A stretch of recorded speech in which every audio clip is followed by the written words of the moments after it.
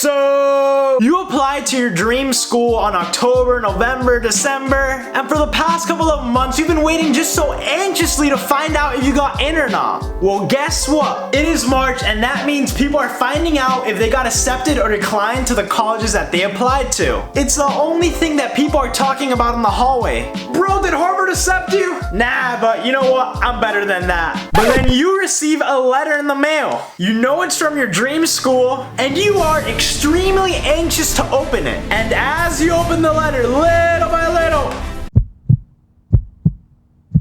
you just got rejected from your dream school. You don't know what to do, you're crying, you're panicking. All you want to do is get that letter and just shove it out there. Well, guess what? In this video, I will be teaching you how to handle college rejections. Now, if you guys did get rejected to your dream school, I am very sorry, and unfortunately, there is nothing I could do to alter that decision, but hopefully I can help you as much as I can and you can regain your confidence. Now, before I begin this video, please make sure to check out my channel where I do vlogs and school videos just like this one. If you really like my channel, if you like my content, please make sure to hit that subscribe button to stay updated with my weekly uploads. Also, don't forget to add me on social media by following me on Instagram and adding me on Snapchat at Goalkeeper Danny to see what I do day to day as a college student. But now, let's begin the video. Now, the first thing I will be talking about when it comes to handling college rejection is how to handle your emotions. Now, I know it is a very sad process, and I know it can be insanely hard to handle all those emotions and anger you have inside. But trust me, don't go crazy and don't start losing hope in life. Getting rejected from your dream college is not the end of the world as you might think. Just because you didn't get into your dream school, it doesn't mean that your life is over. Keep in mind that you're not alone. Millions of other students are also getting rejected from their dream schools. And I know that at first it might be really hard,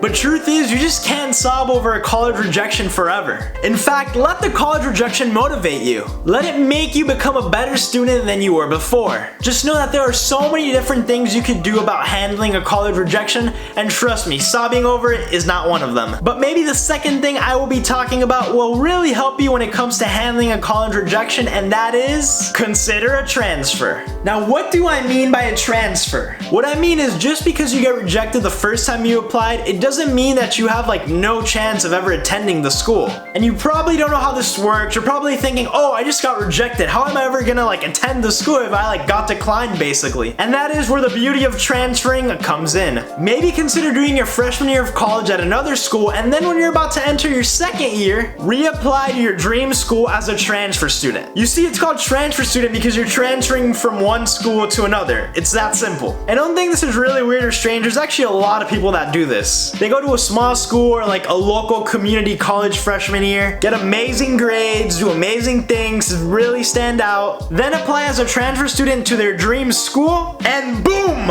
they're in their dream school. So just keep in mind that just because you got rejected from a school at first, it doesn't mean that there's absolutely no chance that you can attend that school. So it's always nice to have the transfer option open. Now, the third thing you can do to handle a college rejection is to appeal the decision. Now, this option might vary because I know that not all schools let you appeal their decision, but hey, it never hurts to try. Just call or email the admissions office and see if they can appeal the decision. And if your school doesn't let you appeal the decision, then maybe ask if they have a wait list. And if they do have a wait list, you want to make sure that you're on that wait list. What a wait list basically is, it's you're put on a whole list of people who got rejected, and if like somebody who gets accepted decides not to go to the school, you might have like a chance of, you know, taking their spot. Now, it is not rare for colleges to just be like, oh no, we don't appeal decisions, you know, decisions are final. But that doesn't matter, because the next thing that you could do to handle a college rejection is to focus on other schools that you already got accepted to. Now, with this option, don't look into your dream school if you got rejected from it. Just look at the colleges that already accepted you. Look into those schools, and hey, maybe there might even be a factor that's better than your dream school. Maybe the location, the price, a certain program they have might be a lot better than the school that you thought you really wanted to go to. So even if you don't end up in your dream school, at least you end up in a school that you like. Now, the last tip I have for you guys on handling college rejection is to take a gap year. Now, gap years are pretty unusual here in the US. Basically, a gap year is when you take a year off from school and you do something productive in that year. You know, do something that really makes you stand out from other applicants and something that, you know, it's kind of worth taking a year off for. For example, do voluntary medical work abroad or start your own company. You just want to be doing something like very productive. And then when you end your gap year, you just apply again to your dream school. And sometimes gap years can actually help because if you're doing something so productive during that 1 year, it could make you stand out